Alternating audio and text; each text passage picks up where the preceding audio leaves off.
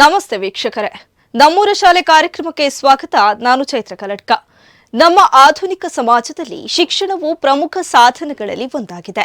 ಶಿಕ್ಷಣವು ಒಬ್ಬ ವ್ಯಕ್ತಿಯನ್ನ ಕೌಶಲ್ಯರಹಿತ ವ್ಯಕ್ತಿಯಿಂದ ಸಮಾಜಕ್ಕೆ ಕೊಡುಗೆ ನೀಡುವ ಹೆಚ್ಚು ಉತ್ಪಾದಕ ವ್ಯಕ್ತಿಯಾಗಿ ಪರಿವರ್ತಿಸಲು ಅನುವು ಮಾಡಿಕೊಡುತ್ತದೆ. ಸಮಾಜದ ಭವಿಷ್ಯಕ್ಕೂ ಮುಖ್ಯವಾಗಿದೆ. ಶಿಕ್ಷಣವು ಒಬ್ಬ ವ್ಯಕ್ತಿಯ ಜೀವನೋಪಾಯವನ್ನ ಗಳಿಸುವ ಸಾಮರ್ಥ್ಯವನ್ನ ಹೊಂದಿದೆ. ಇನ್ನು ಹೆತ್ತವರಿಗೆ ಮಕ್ಕಳನ್ನ ಶಾಲೆಗೆ ಸೇರಿಸುವಾಗ ಯಾವ ಶಾಲೆಗೆ ಸೇರಿಸುವುದು ಎಂಬುದೇ ದೊಡ್ಡ ಚಿಂತೆಯಾಗಿರುತ್ತೆ. ಕೆಲವರು ಮಕ್ಕಳನ್ನ ಸರ್ಕಾರಿ ಶಾಲೆಗೆ ಸೇರಿಸಿದ್ರೆ ಇನ್ನು ಕೆಲವರು ಖಾಸಗಿ ಶಾಲೆಗಳಿಗೆ ಸೇರಿಸುತ್ತಾರೆ. ಆದರೆ ಇತ್ತೀಚಿನ ದಿನಗಳಲ್ಲಿ ಸರ್ಕಾರಿ ಶಾಲೆ ಅಂದ್ರೆ ಅದರಿಂದ ದೂರ ಸರಿಯೋರೆ ಹೆಚ್ಚು. ಸರ್ಕಾರಿ ಶಾಲೆಯಲ್ಲಿನ ವ್ಯವಸ್ಥೆ ಕ್ರಮಬದ್ಧವಾಗಿರುವುದಿಲ್ಲ.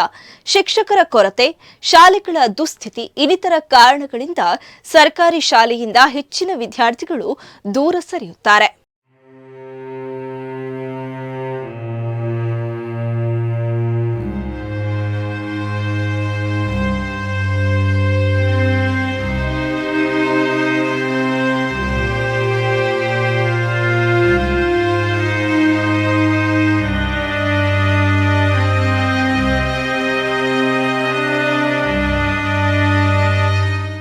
ಪೋಷಕರ ಅಭಿಪ್ರಾಯದಂತೆ ಕೆಲವೊಂದು ಸರ್ಕಾರಿ ಶಾಲೆಗಳು ದುರಸ್ತಿ ಮಟ್ಟಕ್ಕೆ ತಲುಪಿರುತ್ತದೆ. ಅದನ್ನು ಸರಿಪಡಿಸಲು ಯಾರೂ ಮುಂದೆ ಬರದೇ ಇದ್ದಾಗ ಕೆಲವೊಂದು ಸರ್ಕಾರಿ ಶಾಲೆಯನ್ನ ಮುಚ್ಚುವಂತಹ ಪರಿಸ್ಥಿತಿಯು ನಿರ್ಮಾಣವಾಗಿದೆ. ವಿದ್ಯಾಭ್ಯಾಸ ನೀಡುತ್ತಿರುವ ಶಾಲೆ ಮಧ್ಯದಲ್ಲಿ ಮುಚ್ಚುವ ಹಂತಕ್ಕೆ ತಲುಪಿದರೆ ವಿದ್ಯಾರ್ಥಿಗಳ ಭವಿಷ್ಯಕ್ಕೆ ತೊಂದರೆಯಾಗಬಹುದು ಎಂಬ ಕಾರಣಕ್ಕಾಗಿ ಹಲವಾರು ಪೋಷಕರು ಸರ್ಕಾರಿ ಶಾಲೆಗಳಿಗೆ ಮಕ್ಕಳನ್ನ ಸೇರಿಸಲು ದೂರ ಸರಿಯುತ್ತಾರೆ. ಸರ್ಕಾರಿ ಶಾಲೆಯ ಬಗ್ಗೆ ಕೆಲವೊಂದು ಜನರಿಗೆ ಕೆಲವೊಂದು ವಿಭಿನ್ನ ರೀತಿಯ ಅಭಿಪ್ರಾಯಗಳಿದೆ. ಆದರೆ ಎಲ್ಲಾ ಸರ್ಕಾರಿ ಶಾಲೆಗಳು ಒಂದೇ ರೀತಿಯಾಗಿರೋಲ್ಲ. ಸುಸರ್ಜಿತ ವ್ಯವಸ್ಥೆಯೊಂದಿಗೆ ಉತ್ತಮ ಗುಣಮಟ್ಟದ ಕಟ್ಟಡವನ್ನು ಹೊಂದಿ ಉತ್ತಮ ಬೋಧಕ ಸಿಬ್ಬಂದಿಯೊಂದಿಗೆ ವಿದ್ಯಾರ್ಥಿಗಳು ವಿದ್ಯಾಭ್ಯಾಸ ಪಡೆದುಕೊಳ್ಳುವಂತಹ ಸರ್ಕಾರಿ ಶಾಲೆಗಳು ಇವೆ. ಹೌದು, ನಾವು ಇವತ್ತು ತಿಳಿಸಲು ಹೊರಟ ಶಾಲೆ ಯಾವುದಂದ್ರೆ ಸರ್ಕಾರಿ ಪ್ರೌಢಶಾಲೆ ಸಾಲೆತ್ತೂರು. ನಮಸ್ತೆ ವೀಕ್ಷಕರೇ, ನಾವಿವತ್ತು ಸಾಲೆತ್ತೂರಿನ ಪ್ರೌಢಶಾಲೆ ಮುಂದುಗಡೆ ನಿಂತ್ಕೊಂಡಿದ್ದೇವೆ. ಇದು ಸರ್ಕಾರಿ ಶಾಲೆ ಆದ್ರೂ ಕೂಡ ಯಾವ ರೀತಿ ಅಭಿವೃದ್ಧಿಯನ್ನ ಹೊಂದಿದೆ, ಇಲ್ಲಿ ಏನಾದ್ರು ಸಮಸ್ಯೆಗಳಿವೆಯಾ ಅಥವಾ ಇಲ್ಲಿ ಯಾವ ರೀತಿ ವಿದ್ಯಾರ್ಥಿಗಳು ಪ್ರಗತಿಪರವಾಗಿ ಕೆಲಸ ಮಾಡ್ತಿದ್ದಾರೆ ಹೇಳೋದನ್ನ ಬನ್ನಿ ನೋಡ್ಕೊಂಡು ಬರೋಣ.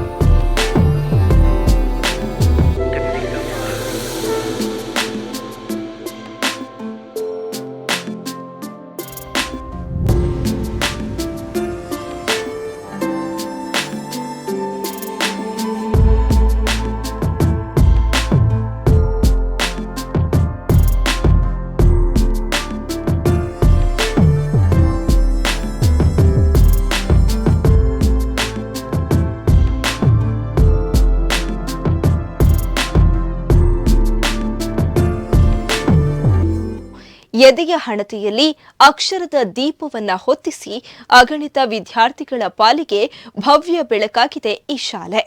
ಬಂಟ್ವಾಳ ತಾಲೂಕಿನ ಸಾಲೆತ್ತೂರಿನಲ್ಲಿದೆ ಈ ಸರ್ಕಾರಿ ಪ್ರೌಢಶಾಲೆ. ಈ ಶಾಲೆಯು 2007ರಂದು ಆರಂಭವಾಗಿದ್ದು ಇಲ್ಲಿಯವರೆಗೂ ಪ್ರಗತಿ ಪಥದಲ್ಲೇ ಸಾಗುತ್ತಾ ಬಂದಿದೆ. ವರ್ಷಂಪ್ರತಿ ಶಾಲೆಯಲ್ಲಿ ವಿದ್ಯಾರ್ಥಿಗಳ ಸಂಖ್ಯೆ ಏರಿಕೆಯಾಗುತ್ತಿರುವುದು ಅತ್ಯಂತ ಖುಷಿಯ ವಿಚಾರವಾಗಿದೆ. ಈ ಶಾಲೆಯ ಕುರಿತು ಇಲ್ಲಿನ ಮುಖ್ಯೋಪಾಧ್ಯಾಯರು ಏನು ಹೇಳಿದ್ದಾರೆ ಎಂಬುದನ್ನು ನೋಡ್ಕೊಂಡು ಬನ್ನಿ. ಸರ್ಕಾರಿ ಪ್ರೌಢಶಾಲೆ ಸಾಲೆತ್ತೂರು. ಈ ಶಾಲೆಯು 2007ರಲ್ಲಿ ಪ್ರಾರಂಭವಾಗಿದ್ದು ಇಲ್ಲಿಯವರೆಗೆ ಪ್ರಗತಿ ಪಥದಲ್ಲೇ ಸಾಗುತ್ತಾ ಬರ್ತಾ ಇದೆ. ಇದಕ್ಕೆ ಮುಖ್ಯ ಕಾರಣ ಅಂದರೆ ನಮ್ಮ ಸರ್ಕಾರ, ನಮ್ಮ ಇಲಾಖೆ ಅಧಿಕಾರಿಗಳು ಹಾಗೂ ಪೋಷಕರು, STMC, ಇಲ್ಲಿನ ಎಲ್ಲ ವಿದ್ಯಾರ್ಥಿಗಳು. ಈ ವರ್ಷದಲ್ಲಿ ನಾವು ಈ 2024-25 ಶೈಕ್ಷಣಿಕ ವರ್ಷದಲ್ಲಿ ಸರ್ಕಾರಿ ಶಾಲೆಗಳ ಬಲವರ್ಧನೆ ವರ್ಷ ಎಂಬುದಾಗಿ ನಾವು ಈ ಶಾಲೆಯನ್ನು ಪ್ರಗತಿ ಪಥದಲ್ಲಿ ತೆಗೆದುಕೊಂಡು ಹೋಗ್ತಾ ಇದ್ದೇವೆ. ಈ ಕಲಿಯುವಂಥ ಎಲ್ಲ ವಿದ್ಯಾರ್ಥಿಗಳು ಗ್ರಾಮೀಣ ವಿದ್ಯಾರ್ಥಿಗಳಾಗಿದ್ದರೂ ಸಹ ಓದಿನಲ್ಲಿ, ಫಲಿತಾಂಶದಲ್ಲಿ ಎಲ್ಲರಿಗಿಂತ ಮುಂದಾಗಿದ್ದಾರೆ. ಮತ್ತು ಸರ್ಕಾರಿ ಶಾಲೆ ಅಂತ ಹಿಂದೇಟು ಹಾಕೋದಕ್ಕೆ ಆಗದೆ ಖಾಸಗಿ ಶಾಲೆಗಳ ಹಾಗೆಯೇ ಇದು ಸಹ ಫಲಿತಾಂಶದಲ್ಲಿ ಮುಂದೆ ಬರ್ತಾನೇ ಇದೆ. ಪ್ರತಿ ವರ್ಷವೂ ಫಲಿತಾಂಶದಲ್ಲಿ ಹೆಚ್ಚಿನ ಫಲಿತಾಂಶವನ್ನು ತರುವುದರಲ್ಲಿ ಮುಖ್ಯ ಕಾರಣವಾಗಿದೆ. ಅದು ಅಲ್ಲದೆ ನಮ್ಮ ಶಾಲೆಯಲ್ಲಿ ಪ್ರತಿಯೊಂದಕ್ಕೂ ಸಹ ನಾವು ಎಲ್ಲ ವಿದ್ಯಾರ್ಥಿಗಳಿಗೆ ಸರ್ವಾಂಗೀಣ ವಿಕಾಸಕ್ಕೆ ಕೊಂಡೋಗ್ತಾ ಇದ್ದೇವೆ. ಕ್ರೀಡೆ ಆಗಿರ್ಬೋದು, ಸಾಂಸ್ಕೃತಿಕ ಕಾರ್ಯಕ್ರಮ ಆಗಿರ್ಬೋದು, ಮತ್ತು ಬೇರೆ ಯಾವುದೇ ವ್ಯವಹಾರಗಳಲ್ಲಾಗಿರ್ಬೋದು, ಮತ್ತು ಆಟೋಟಗಳಲ್ಲಿರ್ಬೋದು, ಪ್ರತಿಯೊಂದಲ್ಲೂ ಸಹ ನಾವು ಅವರಿಗೆ ಪ್ರಗತಿಯ ಪಥದಲ್ಲಿ ಕೊಂಡೋಗ್ತಾ ಇದ್ದೇವೆ. ಹಾಗಾಗಿ ನಮ್ಮ ಈ ಸರ್ಕಾರಿ ಶಾಲೆಯಲ್ಲಿ ಕಳೆದ ವರ್ಷಗಳಿಂದ ಮೊದಲು ಸಾಧಾರಣ 2007ರಿಂದ ಇಲ್ಲಿಯವರೆಗೆ ಕೆಲವು ಕ್ರೀಡೆಗಳಲ್ಲಿ, ಉದಾಹರಣೆಗೆ ಕುಸ್ತಿ, ವೇಟ್ ಲಿಫ್ಟಿಂಗ್, ಮತ್ತು ಖೋಖೋ, ಮತ್ತು ಟಾರ್ಗೆಟ್ ಬಾಲ್ ಕೆಲವು ರಾಷ್ಟ್ರೀಯ ಸ್ಪರ್ಧೆಗಳಲ್ಲೂ ಭಾಗವಹಿಸಿರುತ್ತಾರೆ. ಇಲ್ಲಿ ಉತ್ತಮವಾದಂತಹ ದೈಹಿಕ ಶಿಕ್ಷಕರನ್ನು ಹೊಂದಿರುತ್ತಾರೆ. ಜೊತೆಗೆ ನಮ್ಮಲ್ಲಿರುವಂಥ ಎಲ್ಲ ಶಿಕ್ಷಕರು ಪರಿಣಿತರಾಗಿರೋದ್ರಿಂದ SSLC ಫಲಿತಾಂಶವನ್ನು ಉತ್ತಮಪಡಿಸಲಿಕ್ಕೆ ಸಾಧ್ಯವಾಗ್ತಾ ಇದೆ. ಜೊತೆ ಇದಕ್ಕಿಂತ ಮುಖ್ಯವಾಗಿ ನಮ್ಮ STMC ಅವರ ಸಹಕಾರ ಮತ್ತು ಊರಿನ ದಾನಿಗಳ ಸಹಕಾರ ಮತ್ತು ಈ ಶಾಲೆಯನ್ನು ಕಟ್ಟಿದ ಕೆಲವು ದಾನಿಗಳ ಸಹಕಾರದಿಂದ ನಾವು ಈ ಪ್ರಗತಿಯನ್ನು ಸಾಧಿಸೋದಕ್ಕೆ ಸಾಧ್ಯವಾಗ್ತಾ ಇದೆ. ಅದು ಅಲ್ಲದೆ ಮುಖ್ಯವಾಗಿ ಸರ್ಕಾರದ ಎಲ್ಲ ಸವಲತ್ತುಗಳನ್ನು ನಾವು ಈ ಮಕ್ಕಳಿಗೆ ತಲುಪಿಸ್ತಾ ಇದ್ದೇವೆ. ಅಕ್ಷರದಾಸೋಹ ಆಗಿರ್ಬೋದು, ಅಕ್ಷರದಾಸೋಹ ಜೊತೆಗೆ ನಾವು ಮೊಟ್ಟೆ, ಚಿಕ್ಕಿ ಇವುಗಳನ್ನೆಲ್ಲ ನೀಡೋದ್ರಿಂದ ಮಕ್ಕಳಿಗೆ ಸರ್ವಾಂಗೀಣ ವಿಕಾಸಕ್ಕೆ ಒಂದು ಶಾರೀರಿಕ ಬಲವನ್ನು ವೃದ್ಧಿಪಡಿಸೋದಕ್ಕೆ ಸಾಧ್ಯ ಆಗ್ತಾ ಇದೆ. ಅದು ಅಲ್ಲದೆ ನಮ್ಮ ಮಕ್ಕಳಿಗೆ ಶೂ ಮತ್ತು ಸಾಕ್ಸ್ ಇದನ್ನು ಸಹ ಸರ್ಕಾರ ನೀಡ್ತಾ ಇರೋದ್ರಿಂದ ಅದನ್ನು ನಾವು ಅವರಿಗೆ ಸರಿಯಾದ ಸಮಯಕ್ಕೆ ತಲುಪಿಸ್ತಾ ಇದ್ದೇವೆ. ಜೊತೆಗೆ ಪಠ್ಯಪುಸ್ತಕಗಳಾಗಿರ್ಬೋದು, ಯಾವುದೇ ಸರ್ಕಾರದ ಸವಲತ್ತುಗಳನ್ನು ನಾವು ಸರಿಯಾದ ಸಮಯಕ್ಕೆ ತಲುಪಿಸುವುದರಿಂದ ಮಕ್ಕಳು ಅದನ್ನು ಕಲಿಕೆಗೆ ಬಳಸ್ಕೊಳ್ಳೋದಕ್ಕೆ ಸಾಧ್ಯ ಆಗ್ತಾ ಇದೆ. ಇದರ ಜೊತೆಗೆ ನಾವು ಶಾಲೆಯಲ್ಲಿ ಎಲ್ಲ ಕಾರ್ಯಕ್ರಮಗಳನ್ನು, ಇಲಾಖೆ ವಹಿಸುವಂಥ ಎಲ್ಲ ಕಾರ್ಯಕ್ರಮಗಳನ್ನು ಉತ್ತಮವಾಗಿ ನಾವು ನಡೆಸ್ಕೊಂಡು ಹೋಗ್ತಾ ಇದ್ದೀವಿ. ಆಯಾ ಕಾರ್ಯಕ್ರಮವನ್ನು ಆಯಾ ಸಮಯದಲ್ಲಿ ಮಾಡೋದ್ರಿಂದ ಮಕ್ಕಳ ಪ್ರಗತಿಗೆ ಅದು ಸಾಧ್ಯವಾಗ್ತಾ ಇದೆ.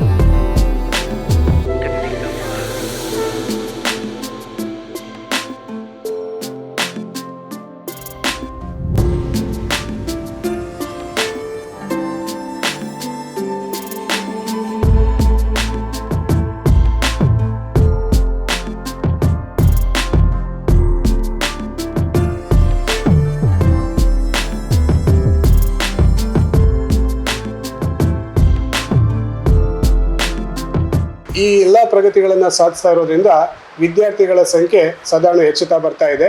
ಈ ಶೈಕ್ಷಣಿಕ ವರ್ಷದಲ್ಲಿ 139 ವಿದ್ಯಾರ್ಥಿಗಳಿದ್ದಾರೆ. ಜೊತೆಗೆ 6 ಜನ ಶಿಕ್ಷಕರಿದ್ದಾರೆ, ದೈಹಿಕ ಶಿಕ್ಷಕರಿದ್ದಾರೆ, ಮುಖ್ಯ ಶಿಕ್ಷಕರಿದ್ದಾರೆ.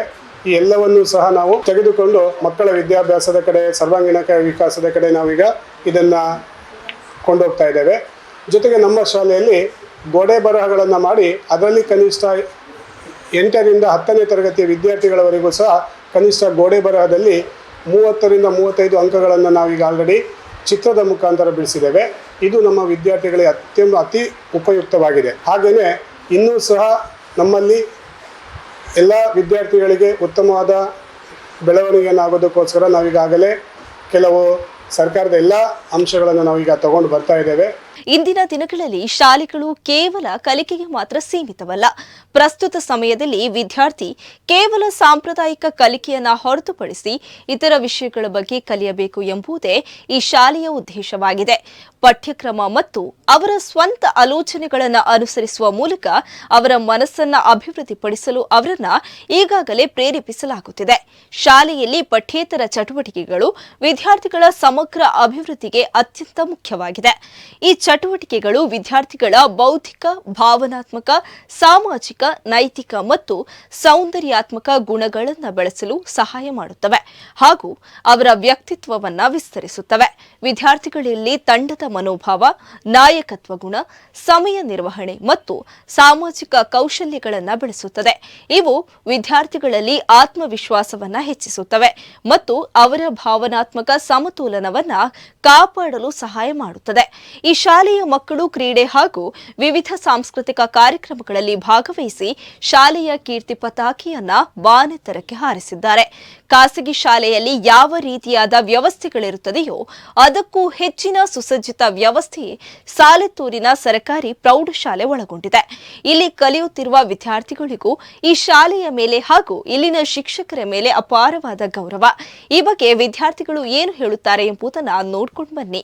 ನಮಸ್ತೆ, ನನ್ನ ಹೆಸರು ಫಾತಿಮಾ ಅಶ್ಫಿಯಾ. ನಾನು ಈ ಶಾಲೆಯ ನಾಯಕಿಯಾಗಿದ್ದೇನೆ. 10ನೇ ತರಗತಿಯಲ್ಲಿ ವ್ಯಾಸಂಗ ಮಾಡುತ್ತಿದ್ದೇನೆ. ನಾನು ನಮ್ಮ ಶಾಲೆ ಸರ್ಕಾರಿ ಪ್ರೌಢಶಾಲೆ ಸಾಲತ್ತೂರಿನ ಬಗ್ಗೆ ಹೆಮ್ಮೆಯ ಮಾತುಗಳನ್ನಾಡಲಿದ್ದೇನೆ. ನಮ್ಮ ಶಾಲೆಯಲ್ಲಿ ಎಲ್ಲ ರೀತಿಯ ಸೌಲಭ್ಯಗಳನ್ನು ನಮ್ಮ ಮುಖ್ಯ ಶಿಕ್ಷಕರು ಒದಗಿಸಿಕೊಟ್ಟಿದ್ದಾರೆ. ನಮಗೆ ಬೇಕಾದ ಎಲ್ಲ ರೀತಿಯಲ್ಲಿ ನಮಗೆ ಪಾಠವನ್ನು ಮಾಡಿಕೊಡುತ್ತಾರೆ. ಅದೇ ರೀತಿ ನಮ್ಮ ಶಿಕ್ಷಕರು ಯಾವುದೇ ಕುಂದುಕೊರತೆಗಳಿಲ್ಲದೆ ನಮಗೆ ಕಲಿಯಲು ಎಲ್ಲ ವ್ಯವಸ್ಥೆಯನ್ನು ಮಾಡಿಕೊಟ್ಟಿದ್ದಾರೆ. ನಮ್ಮ ಶಾಲೆಯಲ್ಲಿಯೂ ಕ್ರೀಡೆಯಲ್ಲಿ ಅತ್ಯುತ್ತಮ ಸ್ಥಾನವನ್ನು ಗಳಿಸಿ ರಾಷ್ಟ್ರಮಟ್ಟಕ್ಕೂ ಏರಿದೆ. ರಾಷ್ಟ್ರಮಟ್ಟದಲ್ಲಿ ಸ್ಥಾನಗಳನ್ನು ಗಳಿಸಿಕೊಂಡದ್ದು ನಮ್ಮಲ್ಲಿ ಇದೆ. ಅದೇ ರೀತಿ ನಮ್ಮ ಶಿಕ್ಷಕರು ನಮಗೆ ತುಂಬಾ ಒಳ್ಳೆಯ ರೀತಿಯಲ್ಲಿ ಪಾಠವನ್ನು ಮಾಡುತ್ತಾರೆ. ನಮಗೆ ಸ್ಮಾರ್ಟ್ ಕ್ಲಾಸ್ ವ್ಯವಸ್ಥೆಯನ್ನು ಮಾಡಿದ್ದಾರೆ. ನಮಗೆ ಊಟಕ್ಕೆ ಕುಳಿತುಕೊಳ್ಳಲು ಅಕ್ಷರ ದಾಸೋಹದ ವ್ಯವಸ್ಥೆಯನ್ನು ಮಾಡಿದ್ದಾರೆ. ನಮ್ಮ ಶಿಕ್ಷಕರು ನಮಗೆ ಎಲ್ಲ ಸೌಲಭ್ಯಗಳನ್ನು ಒದಗಿಸಿಕೊಡುತ್ತಾರೆ. ಅದೇ ರೀತಿ ನಿನ್ನೆಯಷ್ಟೇ 1-2 ದಿನದ ಮುಂಚೆ ನಡೆದ ವಯನಾಡಿನಲ್ಲಿ ದುರಂತದ ಬಗ್ಗೆ ನಮ್ಮ ಸಮಾಜ ಶಿಕ್ಷಕಿ ನಿನ್ನೆಯಷ್ಟೇ ಅದರ ಸ್ಮಾರ್ಟ್ ಕ್ಲಾಸ್ ಅನ್ನು ತೋರಿದ್ರು. ಅದರ ಬಗ್ಗೆ ನಮ್ಮ ಶಾಲೆಯಲ್ಲಿ ಪುಸ್ತಕದ ಬಗ್ಗೆ ಎಲ್ಲ ಹೊರಗಿನ ವಿಷಯವನ್ನು ತಿಳಿಸುತ್ತಾರೆ. ಆದ್ದರಿಂದ ನನಗೆ ಹೆಮ್ಮೆ ಇದೆ. ಒಂದು ರೀತಿ ಹೇಳಬಹುದಾದ್ರೆ ಈ ನಮ್ಮ ಶಾಲೆ ಸರ್ಕಾರಿ ಪ್ರೌಢಶಾಲೆ ಸಾಲತ್ತೂರು ಇದು ಒಂದು ಪ್ರೈವೇಟ್ ಶಾಲೆ ಅಂತಾನೆ ಹೇಳ್ಬೋದು. ಪ್ರೈವೇಟ್ ಶಾಲೆಯಲ್ಲಿ ಯಾವುದೆಲ್ಲ ತರದ ವ್ಯವಸ್ಥೆ ಇರ್ತದೆ ಅದೆಲ್ಲ ತರದ ವ್ಯವಸ್ಥೆಯನ್ನು ನಮ್ಮ ಮುಖ್ಯ ಶಿಕ್ಷಕರು ನಮಗೆ ಒದಗಿಸಿಕೊಡುತ್ತಾರೆ. ನಾನು 9ನೇ ತರಗತಿಯಲ್ಲಿ ವಿದ್ಯಾಭ್ಯಾಸ ನಡೆಸುತ್ತಿದ್ದೇನೆ. ನನಗೆ ಈ ಸರ್ಕಾರಿ ಶಾಲೆಗೆ ಬಂದದ್ದು ಬಹಳ ಹೆಮ್ಮೆ ಇದೆ. ಈ ಶಾಲೆಯಲ್ಲಿ ಎಲ್ಲ ಸರ್ಕಾರಿ ಸೌಲಭ್ಯಗಳು, ಎಲ್ಲ ರೀತಿಯ ಟೀಚರ್ಸ್ಗಳು ಎಲ್ಲ ಇದ್ದಾರೆ. ಎಲ್ಲ ರೀತಿಯ ಸೌಲಭ್ಯಗಳು ಕೂಡ ಇದೆ. ಇಲ್ಲಿ ಎಲ್ಲ ರೀತಿಯ ಸ್ಮಾರ್ಟ್ ಕ್ಲಾಸ್ ಆಗಿರ್ಬೋದು, ಎಲ್ಲ ರೀತಿಯ ಸೌಲಭ್ಯಗಳು ಈ ಶಾಲೆಯಲ್ಲಿದೆ. ಇದು ಯಾವುದೇ ಆಂಗ್ಲ ಮಾಧ್ಯಮ ಶಾಲೆಗೂ ಕೂಡ ಕಮ್ಮಿ ಇಲ್ಲದ ಶಾಲೆ. ಇದರಲ್ಲಿ ಅದ್ಭುತ ವಿದ್ಯಾಭ್ಯಾಸ ಕಲಿಸಿಕೊಡುವ ಶಾಲೆ. ಇಲ್ಲಿಯ ಟೀಚರ್ಸ್ ವಿಷಯಕ್ಕೆ ಬರುವುದಾದರೆ ಎಲ್ಲ ಟೀಚರ್ಸ್ ಯಾವುದೇ ಡೌಟ್ಸ್ ಕ್ಲಿಯರ್ ಮಾಡೋದಾಗಿರ್ಬೋದು, ಪಠ್ಯ ಚಟುವಟಿಕೆ ಒಟ್ಟಿಗೆ ಸಹಪಾಠ್ಯ ಚಟುವಟಿಕೆ ಕೂಡ ಹೇಳಿಕೊಡ್ತಾರೆ. ನನ್ನ ಶಾಲೆ ಅಂದರೆ ನನಗೆ ಹೆಮ್ಮೆ ಅನ್ನೋದು ಇದರಲ್ಲಿ ಗೊತ್ತಾಗ್ತದೆ. ಯಾವುದೇ ಟೀಚರ್ ದೈಹಿಕ ಶಿಕ್ಷಕರಾಗಿರ್ಬೋದು, ನಮ್ಮ ಕ್ರೀಡಾ ವಿಷಯಕ್ಕೆ ಬರೋದು ಕೂಡ ರಾಷ್ಟ್ರ ಮಟ್ಟಕ್ಕೆ ಆಗಿರ್ಬೋದು, ರಾಜ್ಯ ಮಟ್ಟಕ್ಕೂ ಕೂಡ ನಮ್ಮ ಕ್ರೀಡೆಯಲ್ಲಿ ಭಾಗವಹಿಸ್ತಾರೆ. ಮತ್ತು ಇಲ್ಲಿ ಕಲಿತವರು ಮುಂದಿನ ಜೀವನಕ್ಕೆ ಸರ್ಕಾರಿ ಶಾಲೆ ಅಂದರೆ ಮುಂದಿನ ಜೀವನಕ್ಕೆ ಅಡಿಪಾಯ. ಈ ಶಾಲೆ ಅಂದರೆ ಮುಂದಿನ ಜೀವನಕ್ಕೆ ಅಡಿಪಾಯ. ಇಲ್ಲಿ ಕಲಿತವರು ಯಾರು ಕೂಡ ಹಾಳಾಗಿರುವುದಿಲ್ಲ, ಎಲ್ಲರೂ ಉನ್ನತ ಮಟ್ಟಕ್ಕೆ ಹೋಗಿರುವುದು ಇದೆ. ಯಾವುದು ಸೌಲಭ್ಯ ಆಗಿರ್ಬೋದು, ಅಕ್ಷರ ದಾಸೋಹ ಆಗುವುದು ಅದ್ಭುತವಾದ ಜಾಗ ಇದೆ. ಮತ್ತು ಮೊಟ್ಟೆ, ಚುಕ್ಕಿ ಎಲ್ಲ ಸರ್ಕಾರಿ ಸೌಲಭ್ಯಗಳು ಕೂಡ ಈ ಶಾಲೆಯಲ್ಲಿದೆ. ನಾನು ಇನ್ನೊಂದು ವಿಷಯ ಹೇಳಬೇಕಾದ್ರೆ 2021-22ನೇ ಸಾಲಿನಲ್ಲಿ ನನ್ನ ಅಣ್ಣ ಈ ಶಾಲೆಯಲ್ಲಿ ಕಲಿತು 610 ಅಂಕ ತೆಗೆದಿದ್ದಾನೆ. ಅದು ನನಗೆ ಹೆಮ್ಮೆ ಇದೆ. ಅವನಿಗಿಂತ ಹೆಚ್ಚು ಅಂಕ ತೆಗಿಬೇಕು ಅನ್ನುವುದು ನನ್ನ ಆಸೆ ಇದೆ. ಇಲ್ಲಿ ಅವನಿಗಿಂತ ಹೆಚ್ಚು ಅಂಕ ತೆಗೆದು ಇದಕ್ಕಿಂತ ಮೇಲೆ ಹೋಗ್ಬೇಕಂತ ಆಸೆ ಇದೆ.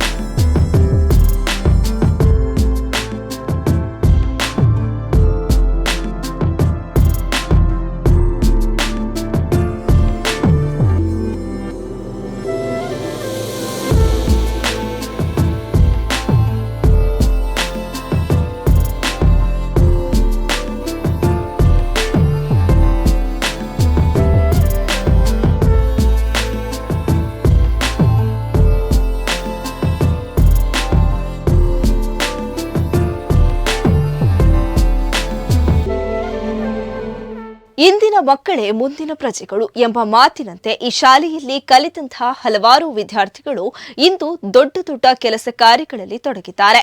ಇಲ್ಲಿನ ಶಿಕ್ಷಕರು ಕೂಡ ವಿದ್ಯಾರ್ಥಿಗಳ ಜೊತೆ ಸ್ನೇಹಿತರಾಗಿದ್ದುಕೊಂಡು ಎಲ್ಲಾ ವಿಷಯದಲ್ಲೂ ತಾಳ್ಮೆಯಿಂದ ವಿದ್ಯಾರ್ಥಿಗಳ ಜೀವನಕ್ಕೆ ದಾರಿದೀಪವಾಗಿದ್ದಾರೆ. ಇನ್ನು ಇಲ್ಲಿನ ವಿದ್ಯಾರ್ಥಿಗಳ ಪೋಷಕರು ಕೂಡ ಈ ಸಂಸ್ಥೆಗೆ ಆಭಾರಿಯಾಗಿದ್ದಾರೆ. ಇಂತಹ ಉತ್ತಮ ಶಾಲೆಯಲ್ಲಿ ನಮ್ಮ ಮಕ್ಕಳು ಕಲಿಯುತ್ತಿದ್ದಾರೆ ಎಂಬುದು ಪೋಷಕರಿಗೆ ಹೆಮ್ಮೆಯ ವಿಷಯವಾಗಿದೆ.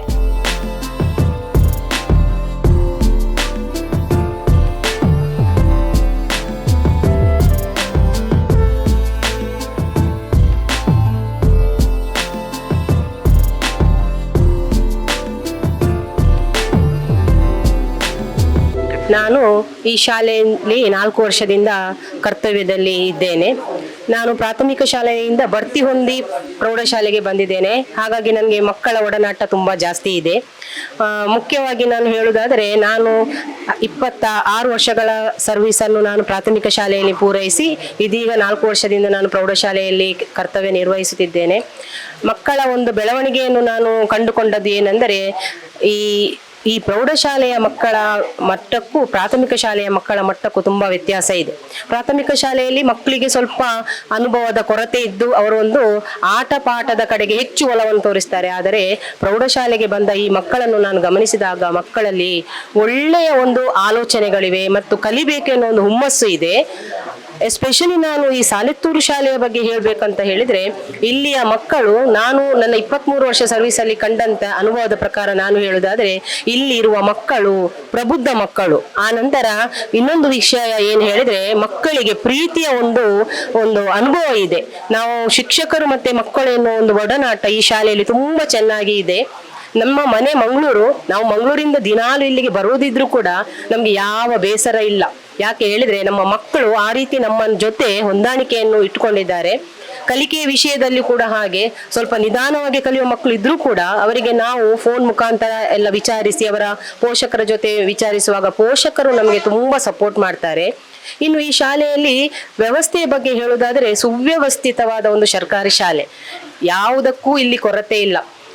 ಮುಖ್ಯವಾಗಿ ಸಾರಿಗೆ ವ್ಯವಸ್ಥೆಯನ್ನು ನೋಡುವುದಾದ್ರೆ ನಮ್ಮ ಶಾಲೆಯ ಗೇಟಿನ ಪಕ್ಕದಲ್ಲೇ ಬಸ್ ವ್ಯವಸ್ಥೆ ಇದೆ. ಮಕ್ಕಳಿಗೂ ಕೂಡ ಓಡಾಟಕ್ಕೂ ಇಲ್ಲಿ ಎಲ್ಲ ರೀತಿಯ ಅನುಕೂಲ ಇದೆ.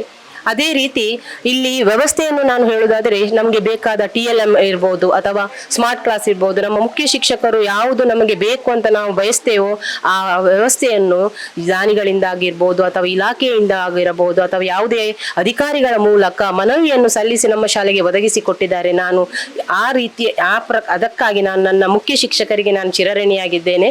ನಮ್ಮ ಮುಖ್ಯ ಶಿಕ್ಷಕರು ಈ ರೀತಿಯಲ್ಲಿ ಇದ್ದ ಕಾರಣ ಈ ಶಾಲೆ ಬಹಳ ಎತ್ತರಕ್ಕೆ ಬೆಳೆದಿದೆ. 1-2 ವರ್ಷದ ಹಿಂದಿನ ವಿಷಯ ಹೇಳುವುದಾದರೆ, 10th ಮಕ್ಕಳು ರಿಸಲ್ಟ್ ಅಲ್ಲಿ 15 ಮಕ್ಕಳು ಡಿಸ್ಟಿಂಕ್ಷನ್ ಲೆವೆಲ್ ಅಲ್ಲಿ ಪಡ್ಕೊಂಡಿದ್ದಾರೆ. ಇಡೀ ಬಂಟ್ವಾಳ ತಾಲೂಕಿನಲ್ಲಿ ನಮ್ಮ ಶಾಲೆ ಅದು ಹೆಮ್ಮೆಯ ವಿಷಯವಾಗಿದೆ. ಅದೇ ರೀತಿ ಕಳೆದ ವರ್ಷ ನಮ್ಮ ಒಂದು ಹಿತೇಶ್ ಗೌಡ ಎನ್ನುವ ಹುಡುಗ, ಅವನು ತಾಲೂಕಿಗೆ 2ಯ ಸ್ಥಾನವನ್ನು ಪಡೆದು ನಮ್ಮ ಗೌರವವನ್ನು ಹೆಚ್ಚಿಸಿದ್ದಾನೆ. ಅದಕ್ಕಾಗಿ ನಾನು ಈಗಿನ ಮಕ್ಕಳಿಗೂ ನಾನು ಹಳೆಯ ವಿದ್ಯಾರ್ಥಿಗಳು ಶಾಲೆಗೆ ವಿಸಿಟ್ ಕೊಡ್ತಾರೆ, ಆ ಹಳೆಯ ಮಕ್ಕಳ ಕ್ಲಾಸಿನಲ್ಲಿ ಎದುರು ನಿಲ್ಲಿಸಿ ಅವರ ಅನುಭವವನ್ನು ನಾನು ಈಗಿನ ಮಕ್ಕಳಿಗೆ ನಾನು ಹಂಚಿಕೊಳ್ಳಿಕ್ಕೆ ಅವಕಾಶವನ್ನು ನೀಡ್ತೇನೆ. ಕ್ರೀಡೆಗಳಲ್ಲಿ ಕೂಡ ಹಾಗೆ, ಮಕ್ಕಳು ನಮಗೆ ಪಾಠ ತಪ್ಪದೆ ಅಂತ ಹೇಳಿದ್ರು ಕೂಡ ನಾವು ಕ್ರೀಡೆಗೆ ಮಹತ್ವವನ್ನು ಕೊಡ್ತೇವೆ. ಆ ಮಗುವಿಗೆ ಆ ದಿನದ ಪಾಠವನ್ನು ನಾವು ಮುಂದೆ ಯಾವುದಾದ್ರೂ ಒಂದು ಸಂದರ್ಭದಲ್ಲಿ ಅದನ್ನು ನಾವು ತುಂಬಿಸಿಕೊಡ್ತೇವೆ. ಯಾವುದೇ ರೀತಿಯಲ್ಲಿ ಆ ಮಗು ಆ ಶಿಕ್ಷಣದಿಂದ ಹೊರಗೆ ಬೀಳದ ಹಾಗೆ ನಾವು ಕ್ರೀಡೆಗೂ ಕೂಡ ಈ ಶಾಲೆಯಲ್ಲಿ ಮಹತ್ವವನ್ನು ಕೊಟ್ಟಿದ್ದಾರೆ.